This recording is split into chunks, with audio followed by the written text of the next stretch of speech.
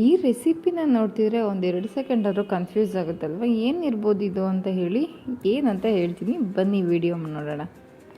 ಎಲ್ಲರಿಗೂ ನಮಸ್ತೆ, welcome back to Sujatha Gowda vlogs channel. ಎಲ್ಲರೂ ಹೇಗಿದ್ದೀರಾ? ನೀವೆಲ್ಲ ಸಖತ್ತಾಗಿದ್ದೀರಾ ಅಂತ ಅಂದ್ಕೊತೀನಿ. ಈಗ ನಾನು ಮಾಡ್ತಾ ಇರೋ ರೆಸಿಪಿ ಬಂದು ಏನೇ ಅಡುಗೆ ಇದ್ದರೂ ಸೈಡ್ಗೆ ಮಾತ್ರ ಸೂಪರ್ ಅಂದರೆ ಸೂಪರ್, ಬೆಸ್ಟ್ ಅಂದರೆ ಬೆಸ್ಟ್ ಕಾಂಬಿನೇಷನ್. ನಾನಿವತ್ತು ಮಾಡ್ತಾ ಇರೋ ರೆಸಿಪಿ ಬಂದು ಎಗ್ ಪೆಪ್ಪರ್ ಡ್ರೈನ ಮಾಡ್ತಾಯಿದ್ದೀನಿ. ನೋಡಿ, ಆ ರೆಸಿಪಿ ಮಾಡೋದಕ್ಕೆ ನಾನಿಲ್ಲಿ ಬಟ್ಲು ತೊಗೊಂಡಿದ್ದೀನಿ. ಆ ಬಟ್ಲಿಗೆ 1 ಸ್ಪೂನ್ ಎಣ್ಣೆ ಹಾಕಿ ಗ್ರೀಸ್ ಮಾಡಿಕೊಂಡು ನೆಕ್ಸ್ಟು ಅದಕ್ಕೆ ಒಂದು 4 ಮೊಟ್ಟೆ ಹೊಡೆದಾಕೊಂಡು ಉಪ್ಪು, ಅಚ್ಕಾರದ ಪುಡಿ ಮತ್ತು ಪೆಪ್ಪರ್ ಪೌಡ್ರು, ಗರಂ ಮಸಾಲ ಹಾಕಿ ಚೆನ್ನಾಗಿ ಬೀಟ್ ಮಾಡ್ಕೊಂಡಿದ್ದೀನಿ.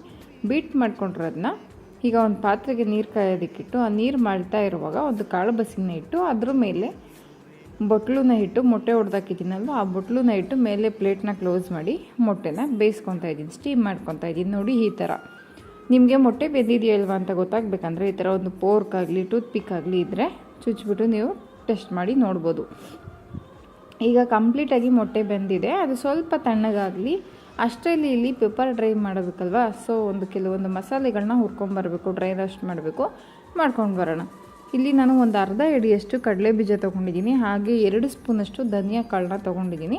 ಹಾಕ್ಕೊಂಡು ಚೆನ್ನಾಗಿ ಫ್ರೈ ಮಾಡ್ತಾಯಿದ್ದೀನಿ. ಯಾವುದೇ ಥರ ಎಣ್ಣೆ ನಾನಿಲ್ಲಿ ಬಳಸ್ತಾ ಇಲ್ಲ ಫ್ರೈ ಮಾಡೋಕ್ಕೆ, ಕಂಪ್ಲೀಟ್ ಡ್ರೈ ರೋಸ್ಟ್ ಇದು.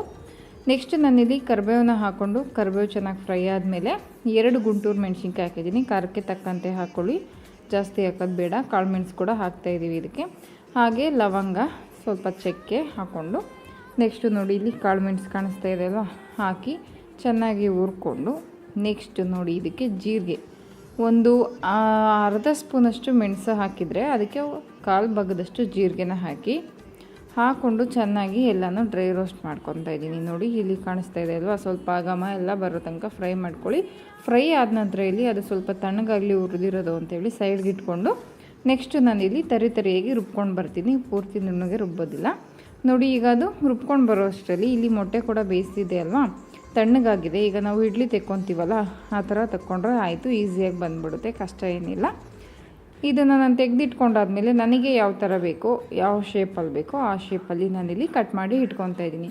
ನಿಮಗೆ ಯಾವ ಥರ ಶೇಪ್ ಬೇಕಿದ್ರೂ ನೀವು ಕಟ್ ಮಾಡ್ಕೊಬೋದು. ಇದೇ ಥರ ಕಟ್ ಮಾಡಬೇಕಂತ ಏನಿಲ್ಲ, ನಿಮಗೆ ಹೇಗೆ ಬೇಕೋ ಆ ಥರ ಸಣ್ಣ ಸಣ್ಣಕ್ಕೂ ಕಟ್ ಮಾಡ್ಬೋದು, ಇಲ್ಲ ಉದ್ದದಕ್ಕೂ ಮಾಡ್ಕೊಬೋದು, ಇಲ್ಲ ಇನ್ನೂ ಸಣ್ಣಗೆ ಮಾಡ್ತೀನಿ ಅಂದರೂ ಆ ಥರನೂ ಮಾಡ್ಕೊಬೋದು. ನೋಡಿ, ಈ ಥರ ನಾನಿಲ್ಲಿ ಕ್ಯೂಬ್ ಟೈಪಲ್ಲಿ ಕಟ್ ಮಾಡ್ಕೊಂಡಿದ್ದೀನಿ. ಸಾಫ್ಟಾಗಿದೆ, ಸ್ಪಾಂಜಿ ಥರ. ಈಗ ಕಟ್ ಮಾಡಿರೋದನ್ನೆಲ್ಲ ಒಂದು ಬೌಲ್ಗೆ ಹಾಕ್ಕೊಂಡು ಸಪ್ರೇಟಾಗಿ ಇಟ್ಕೊಂಡ್ಬಿಡೋಣ. ನೆಕ್ಸ್ಟು ಅದೇ ಬಾಣಲಿಗೆ ನಾನಿಲ್ಲಿ ಒಂದೇ 1 ಸ್ಪೂನು ಎಣ್ಣೆ ಬಳಸ್ತಾ ಇದ್ದೀನಿ ಅಷ್ಟೇ. ನಾನಿಲ್ಲಿ 1 ಸ್ಪೂನಷ್ಟು ಎಣ್ಣೆ ಹಾಕಿ, ಎಣ್ಣೆ ಕಾದ ನಂತರ ನಾನಿಲ್ಲಿ ಈರುಳ್ಳಿ, ಅರ್ಧದಷ್ಟು ಈರುಳ್ಳಿ ತೊಗೊಂಡಿದ್ದೀನಿ, 1 ಕಡ್ಡಿ ಕರಿಬೇವು ತೊಗೊಂಡಿದ್ದೀನಿ. ಎರಡನ್ನೂ ಚೆನ್ನಾಗಿ ಫ್ರೈ ಮಾಡ್ಕೊತಾ ಇದ್ದೀನಿ. ಈರುಳ್ಳಿ ಕಲರ್ ಚೇಂಜ್ ಆಗಿ ಸ್ವಲ್ಪ ಹಸಿ ವಾಸನೆ ಹೋಗೋ ತನಕ ಫ್ರೈ ಮಾಡಿಕೊಂಡ್ರೆ ಸಾಕು.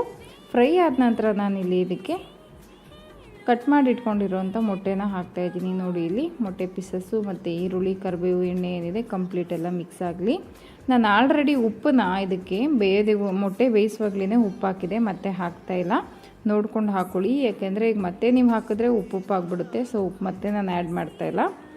ಇಲ್ಲಿ ನಾನು ಚೆನ್ನಾಗಿ ಹುರ್ಕೊಂಡಾದ್ಮೇಲೆ ಇಲ್ಲಿ ಏನಿತ್ತು ಮಸಾಲ ಡ್ರೈ ರೋಸ್ಟ್ ಮಾಡಿದ್ನಲ್ಲ ಅದನ್ನು ಈ ಥರ ರುಬ್ಕೊಂಡು ಬಂದಿದ್ದೀನಿ. ನೋಡಿ, 1 ಡ್ರಾಪ್ ಕೂಡ ನೀರನ್ನ ಹಾಕಿಲ್ಲ, ಹಾಗೆ ರುಬ್ಕೊಂಡು ಬಂದಿದ್ದೀನಿ ತರಿಯಾಗಿ.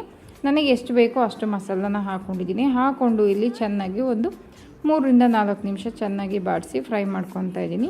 ಇಷ್ಟು ಫ್ರೈ ಮಾಡಿಕೊಂಡ್ರೆ ಕಂಪ್ಲೀಟ್ ಇವಾಗ ಪೆಪ್ಪರ್ ಡ್ರೈ ರೆಡಿಯಾಗಿದೆ.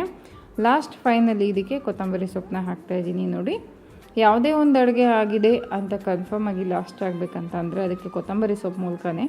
ಸೊ ನಾನಿಲ್ಲಿ ಕೊತ್ತಂಬರಿ ಸೊಪ್ಪನ್ನ ಹಾಕಿ ಪೆಪ್ಪರ್ ಡ್ರೈನ ರೆಡಿ ಮಾಡಾಯಿತು, ಕಂಪ್ಲೀಟ್ ಆಗಿದೆ. ಕಲರ್ಫುಲ್ಲಾಗಿ ಸಖತ್ತಾಗಿ ಕಾಣಿಸ್ತಾ ಇದೆಯಲ್ಲ.